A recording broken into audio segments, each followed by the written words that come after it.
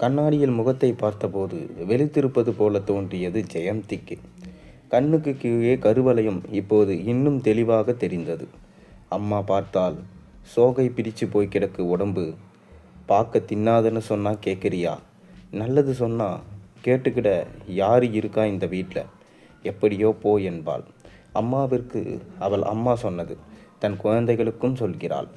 எதனால் செய்யக்கூடாது, ஏன் செய்யணும்னு கேட்டால் பெரியவங்க சொல்லுவாங்க, அவ்வளவுதான் தெரியும் அம்மாவிற்கு. நல்ல வேளை அம்மா மாமியாராய் இல்லை என்று கலைந்திருக்க முன்முடியை திருத்தி கொண்டு முன்பக்க வாசலுக்கு வந்தாள். தண்ணீர் தொட்டி அருகே இருந்த வாளியை எடுத்து அரைவாசி நிரப்பிக்கொண்டு தொட்டியின் ஓரத்தில் சாத்தி வைத்திருந்த தென்னை மாரையும் நிலையின் உள்கூட்டில் வைத்திருந்த கோலப்பொடி டப்பாவையும் எடுத்துக்கொண்டு வாசலுக்கு வந்தாள். முழுதாய் விடிந்திருக்கவில்லை. தெருவிளக்கின் வெளிச்சத்தோடு கிடந்த குப்பைகளை பெருக்கினாள். ஓரத்தில் குப்பைகளை குவித்து முரத்தால் அள்ளி கோமதி வீட்டு மாட்டுக்கொட்டாயை ஒட்டிருந்த சாக்கடையில் தட்டி அங்கிருந்தே நல்ல பசுஞ்சாணியை முரத்தில் அள்ளி கொண்டாள். இதமான சூட்டோடு விழுவிழுவென்று இருந்தது சினைப்பசு போட்ட சாணம். வாளியில் இருந்த தண்ணீரில் கரைத்தவள் ரொம்ப கொழவென்று இருப்பதைக் கண்டு தண்ணீர் தொட்டியில் இருந்து இன்னும் கொஞ்சம் தண்ணீர் சேர்த்து கொண்டாள்.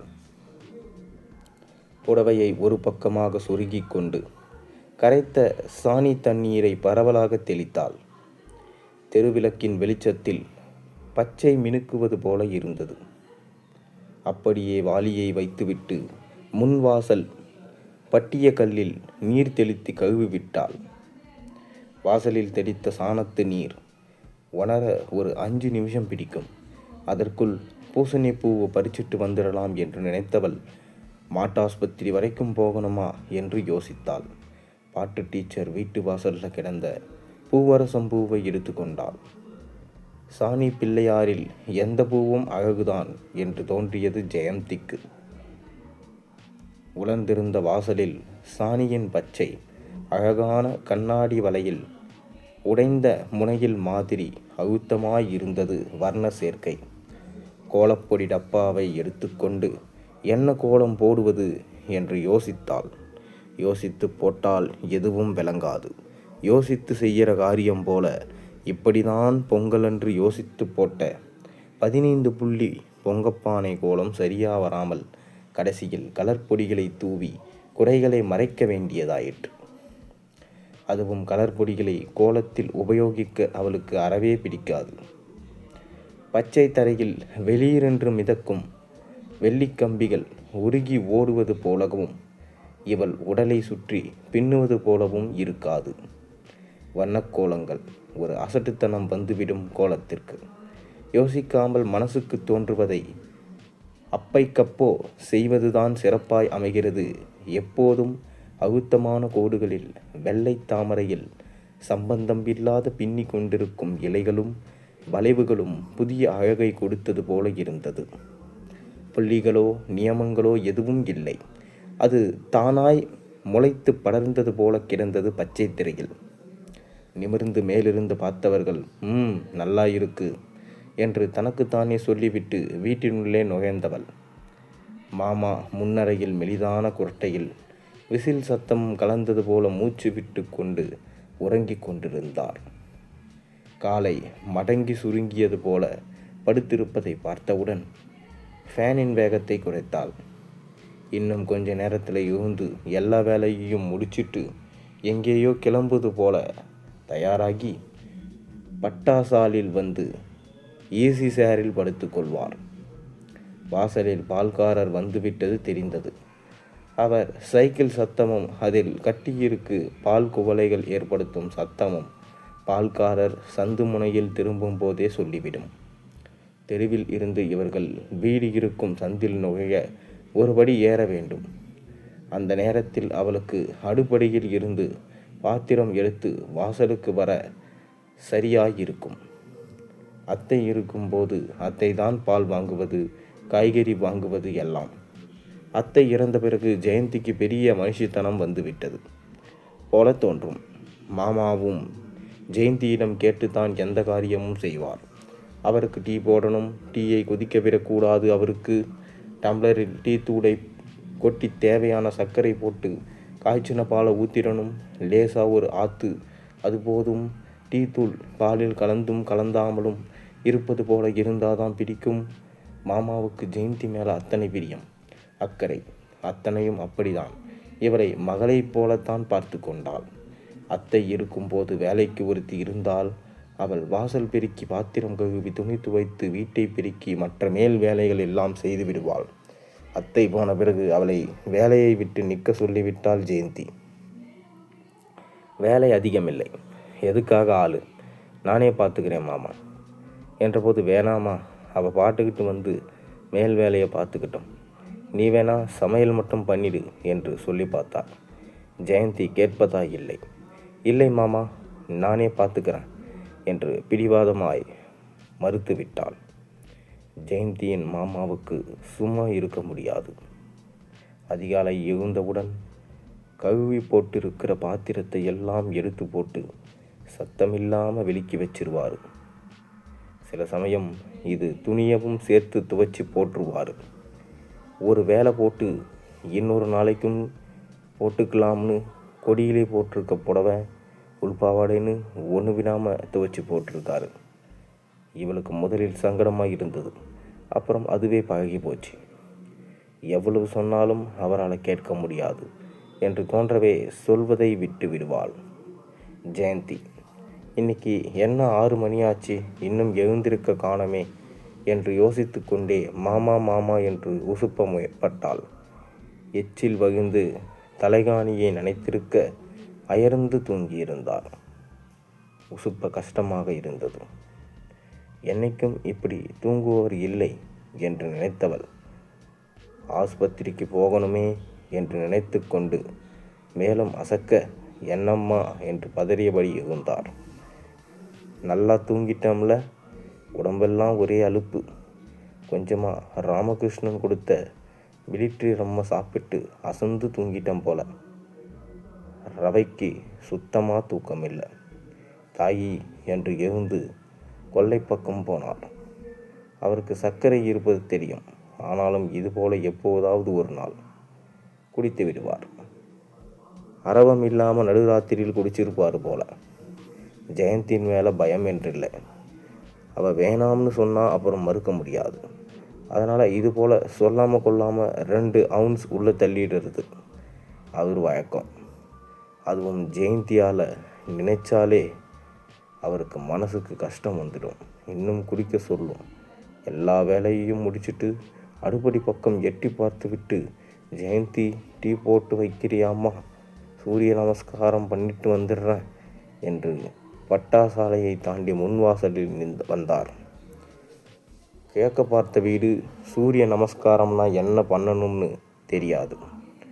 சும்மா சூரியனை ஒரு தடவை பார்த்துட்டு ஏதோ தெரிந்த தெய்வங்களின் பெயர்களெல்லாம் சொல்லி கும்பிட்டு விட்டு வருவார். வந்தவுடன் முன்னறைக்கு போய் துணியை மாற்றிட்டு நல்ல மாப்பிள்ளை மாதிரி வந்து ஈசி சேரில் படுத்து கொண்டார். என்ன நினைத்தாரோ திடீரென்று எழுந்து ஜெயந்தியும் சரவணனும் சேர்ந்தாப்புல இருக்கிற ஃபோட்டோ லேசாக சாய்ந்திருப்பதை நினைத்து கொண்டு லயர் கூடிய இழுத்து போட்டு சரி செய்தார். அப்படியே ஃபோட்டோவில் இருக்கும் தூசியை கையில் இருந்து துண்டில் துடைத்தார். ஜெயந்தி பளீரென்று இருப்பது போல தெரிய அதையே பார்த்து கொண்டு நின்றார். டீ கொண்டு வந்து ஜெயந்தியிடம், அங்கனையே வைமா, நான் வந்து குடிக்கிறேன். ஆறி போயிடும் மாமா, குடிச்சிட்டு மற்ற வேலையை பாருங்க. ஆஸ்பத்திரியிலே நமக்கு 11 மணிக்கு நேரம் கொடுத்துருக்காங்க. இப்போது போனாதான் சரியாக இருக்கும் மாமா என்றாள். ஒரு பேச்சில்லாமல் இறங்கி அவள் கையில் இருந்த டீயை வாங்கி கொண்டார். குடித்தவர், வெந்நீர் போட்டிருக்கியாமா என்றவர், நான் வேணும்னா அடுப்பில் ஏற்றிவிட்டு வரவா என்று அவள் முகத்தை பார்த்தார். போங்க மாமா, வேலையை பார்த்துட்டு நான் பார்த்துக்கிறேன் என்றவள் குடித்து முடித்திருந்த டம்ளரை வாங்கி கொண்டு அடுக்கலைக்கு போனாள். இட்லி கொப்பரையில் கைப்பிடியில் சிறிது தண்ணீர் தெளித்து மூடியை திறந்தாள். லோட்டாவில் இருந்த தண்ணீரை நுனி விரலால் தொட்டு இட்லி வெந்து விட்டதா என்று பார்த்தவர் திருப்தியாய் இருக்க எடுத்து குண்டாச்சட்டியில் போட்டு ஈர துணியை மேலே மூடினாள். மாமாவுக்கு உளுத்தம்பருப்பு சட்னி அல்லது கத்திரிக்காய் சட்னி தான் பிடிக்கும். வெறும் தேங்காய் போட்டு கடலை போட்டு செய்கிற சட்னியே பிடிக்காது. தொளி உளுத்தம்பருப்பு, தக்காளி, மிளகாய் வத்தல், பெருங்காயம், கொஞ்சம் புளி, 4-5 இனுக்கு கருவேப்பிலை என்று போட்டு லேசாக நல்லெண்ணெய் விட்டு வதக்கி ஆரியவுடன் தேங்காய் சில்லை எடுத்து அம்மியில் வச்சு உப்பை வச்சு நகட்ட தயாரான சட்னியை தாளித்து இறக்கினாள். மனம் தூக்கலாயிருந்தது. மாமா நல்லா சாப்பிடுவார் என்று நினைத்து கொண்டாள். அடுப்படியை ஒதுங்க வைத்துவிட்டு துணியை எடுத்து கொண்டு குளிக்க போனாள். 1/2 மணியில் ரெடியானவள் மாமாவை சாப்பிட அழைத்தாள். வந்தவர் ஜெயந்திமா. எவ்வளவு காசு எடுத்துக்கணும் இன்னைக்கு? ஏதாவது டெஸ்ட் பண்ண வேண்டியிருக்குமா? இல்லை மாமா, டெஸ்ட் எல்லாம் அன்றைக்கே பண்ணியாச்சு. அவரும் போன மாதம் சவுதியில் இருந்து வந்தப்போ அவர் செய்ய வேண்டிய எல்லாம் செய்துட்டு போயிட்டார். என்னை இன்னைக்கு தான் வர சொன்னாங்க மாமா. நான் ஒரு நாள் அட்மிட் ஆகணும்னு நினைக்கிறேன் அடுத்த வாரத்தில். அப்போது என்னோடய அம்மாவை வர சொல்லிடுறேன் என்றாள். என் தாயி நானே பார்த்துக்கிடுறேன். உங்கள் அப்பாவுக்கு சுகம் இல்லைன்னு தானே கூடவே இருக்க வேண்டியதாக இருக்குது.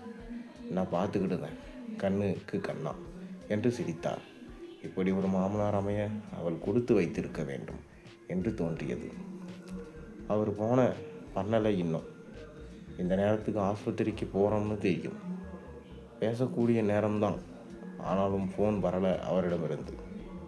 கடந்த முறையும் IVF பண்ணுற நாள் கூட ஃபோன் பண்ணலை. முதல் தடவை பண்ணும்போது மட்டும் ஃபோன் வந்தது. இது 3வது தடவை. அழுத்து விட்டது போல அவருக்கு. வருஷத்துக்கு ஒரு முறை இதுபோல் ஒரு சடங்கு. பரிந்துரைக்கப்பட்ட உறவு. இந்த மருந்து விவகாரங்கள் அவருக்கு அவ்வளவா புரியலன்னு தெரியுது ஜெயந்திக்கு. ஆனாலும் அசராத அன்பும் உதவியும் எல்லா விதத்திலும் கொடுத்து கொண்டிருந்தார். அவரின் ஊரிலேயே இல்லையே. எப்படி குழந்தை சாத்தியம் என்று கேட்பவர்களுக்கு எப்படி புரிய வைப்பது? இவளுக்கு மாத்திரை சாப்பிட்டாதான் பீரியட்ஸ் வருவதை அவரின் விந்தணுக்களை சோதனை சேமித்து உறைய வைத்திருக்கிறார்கள்.